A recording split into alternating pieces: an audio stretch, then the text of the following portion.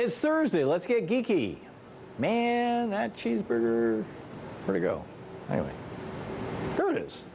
Looks good, doesn't it? But it's not what you want. And that's because of Ractopamine, the latest secretive chemical that's in many of the foods we eat, including perhaps that juicy cheeseburger. Ractopamine is in 80% of the pork and beef in the United States and is even used in Thanksgiving turkeys that you just ate. It's popular in the meat and poult industries in the United States because it helps animals build muscles faster and more efficiently, and it helps companies cut their costs on animal feed. But despite the growth additive being in so much of the meat that meat eaters in America eat, the FDA has done very little research on just how dangerous ractopamine might be, especially in humans. But the research it has done is startling. The FDA found that ractopamine has caused more harm and health ailments to pigs than any other drug or additive ever. FDA research links ractopamine to a variety of health issues in pigs and cows, including bloat, hoof disorders, leg disorders, the inability to stand up, and yes, death. A Canadian study looked at ractopamine's effects on rats and monkeys and found that the additive gave monkeys a rapid heartbeat. The rats that were given ractopamine developed various birth defects, including shorter limbs, enlarged hearts, and missing fingers and toes. Digits, rats. International studies on ractopamine's effects have prompted the European Union, Russia, China, Taiwan, and many other countries to ban it altogether. In fact, ractopamine is considered such a danger in Taiwan that in 2007, thousands of Taiwanese pig farmers rioted after rumors just spread that the government's ban on the chemical was going to be lifted. Also in 2007, the Chinese government seized imports of U.S. meat after fears that it was contaminated with ractopamine.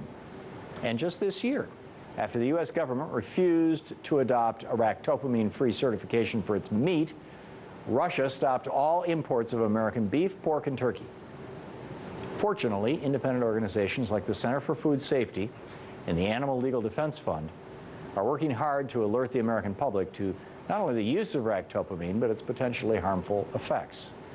Let's hope their efforts pay off and ractopamine is banned once and for all. But until that happens, you might want to consider becoming a vegan.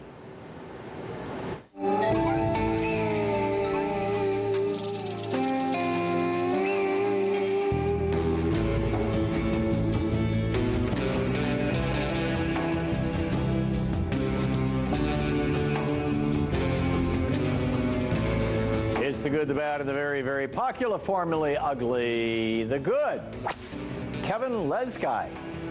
When Elisa and Frank Constantini visited their local Rite Aid the day before Thanksgiving, they were startled to learn that Frank's pain medication would cost way more out of pocket than they expected. The couple, who are elderly Italian immigrants struggling to make ends meet, were distraught until the pharmacist, Kevin, stepped in. Lazega felt so bad for this elderly couple in dire need of medication, he attempted to foot the bill with a swipe of his credit card. The transaction was over, but then she found that equal amount of money in her purse and just kind of left it on the counter. The kind-hearted gesture from the soul of a stranger was enough to at least temporarily make Frank Costantini feel like $1 million.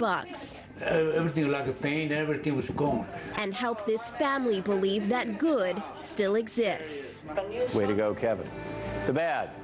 The U.S. military. The ongoing Guantanamo Bay prison hunger strike has helped reinvigorate the debates surrounding closing that facility. But it's likely the reason that the military announced on Wednesday that it will no longer make public the number of detainees on strike. According to the most recent reports, that number stood at 15 on Monday, a 4-person jump from November. According to our military, revealing the number of detainees on strike serves no operational purpose and detracts from the more important issues, which are the welfare of detainees and the safety and security of our troops. In other words, the Army cares more about how the strike affects its public relations campaign, the hunger strike, than it does about solving the underlying issues at stake.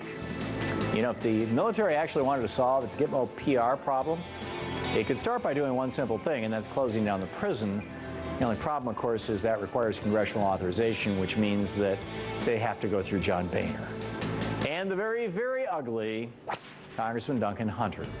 The Republican California congressman appeared on C-SPAN Wednesday to discuss American foreign policy in the Middle East. When asked about his thoughts on war with Iran, here's how he responded.